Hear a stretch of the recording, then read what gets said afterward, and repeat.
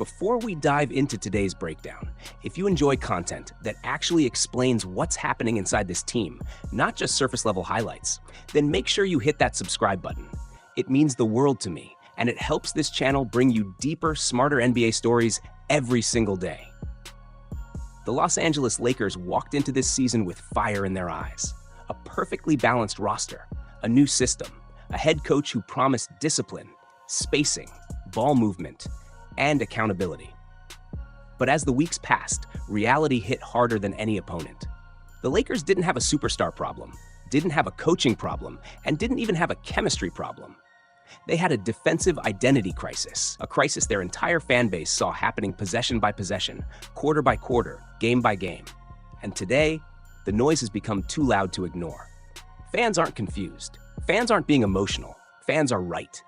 Because this team, as talented as it looks on paper, is missing something so simple, yet so essential, that every strong playoff team already has. What's missing? A defensive backbone, a trustworthy stopper on the perimeter, a player who doesn't care about shot attempts, but changes the game by taking away the opponent's best option.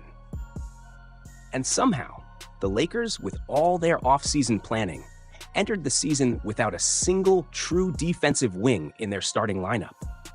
This is where everything begins, and this is where everything starts breaking.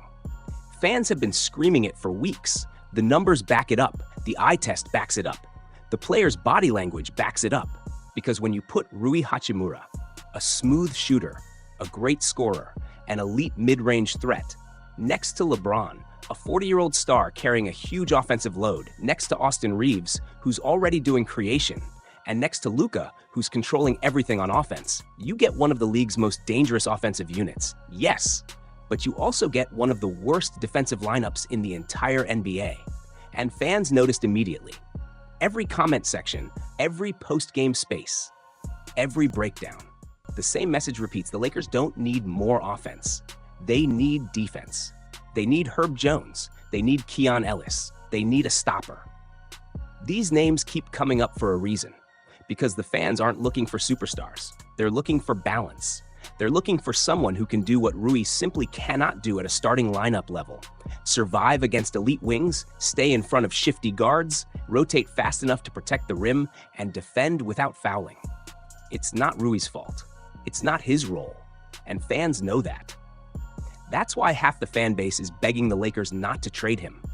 Just move him to the bench, where he becomes the instant offense this team desperately lacks when Bron and Luka sit. But the other half? They're done waiting. Done hoping Rui's defense improves. Done watching him get targeted in every switching action. Done watching him be the first player opponents attack in clutch moments.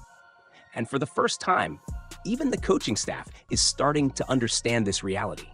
Because the team's biggest issue isn't talent. It's fit. The Lakers have a top-tier offense, but they have a bottom-tier perimeter defense, and that imbalance is slowly suffocating their potential. But here's where the story gets even more interesting, because fans aren't just complaining, they're offering solutions, real solutions, smart solutions, solutions that actually make sense. The most requested trade target? Herb Jones, a defensive monster, an elite disruptor, a player who doesn't need touches, doesn't need plays, doesn't need rhythm. He just needs you to give him the toughest assignment, and he'll erase it. Herb next to Bron, Herb next to Luka, that changes the entire team's identity in one move. But the next name fans love even more? Keon Ellis. Why? Because he's the perfect modern wing. Fast, switchable, disciplined, efficient, and cheap. Keon gives you everything Rui struggles with: lateral quickness, ball pressure, deflections, and most importantly, he gives you trust. Trust that he won't get blown by. Trust that he won't fall asleep off ball. Trust that he'll make the right rotation every time. And then, there's the fan favorite. The one player who somehow gets ignored every single game despite doing exactly what the Lakers need: Jared Vanderbilt. Fan after fan says the same thing. Why is JJ Redick ignoring Vando? Why is our best perimeter defender coming off the bench? Why is Vando playing 12 minutes when we're giving up 70 points in the paint? It's the most confusing storyline of the season. Because Vando isn't a star, but he solves so many problems instantly. He stabilizes the defense. He brings energy the moment he touches the floor. He doesn't need touches. He doesn't need minutes. He only needs purpose. Yet for some reason, the rotation continues to bury him. Which brings us to the biggest twist in this story, something most fans haven't considered yet. The Lakers don't need a blockbuster trade. They don't need to break up the team. They don't need to force their future away. They just need two small adjustments. Move Rui to the bench. Add one elite defensive wing. That's it. And the fans know it. The comments prove it. The numbers prove it. The on-court results prove it. Because the moment you replace Rui with a defender, everything else falls into place. LeBron doesn't have to guard wings anymore. Luka doesn't have to chase shooters off screens. Austin doesn't have to play out of position. And the team doesn't collapse every time the opponent pushes in transition. The Lakers become balanced, reliable, dangerous.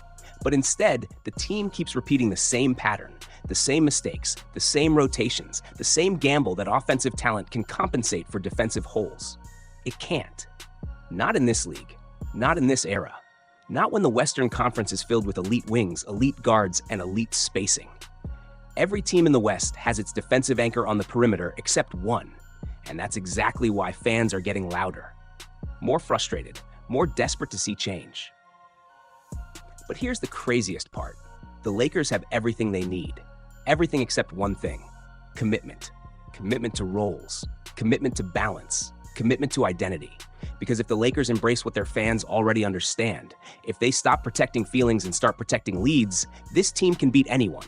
Even OKC, even Minnesota, even Denver, even Boston. The answers are right there. The players are right there. The solutions are right there. All the Lakers have to do is listen to the fans, to the numbers, to the film, to the truth. Because this season isn't slipping away because of one big problem. It's slipping because of 100 small ones, all connected to the same root: the wrong player in the wrong role at the wrong time. Fix that, and everything else fixes itself. The Lakers don't need a miracle. They don't need a savior. They just need a defender. One. Just one. Put Herb Jones next to Bron, this team becomes terrifying. Put Keon Ellis next to Luka, this team becomes unpredictable. Give Vando real minutes, this team becomes stable. Use Rui as the bench scorer he was meant to be, this team becomes complete. The blueprint is right there. The future is right there. The season is still alive, but time is running out. And the question now isn't whether the Lakers can fix this. The real question is, will they?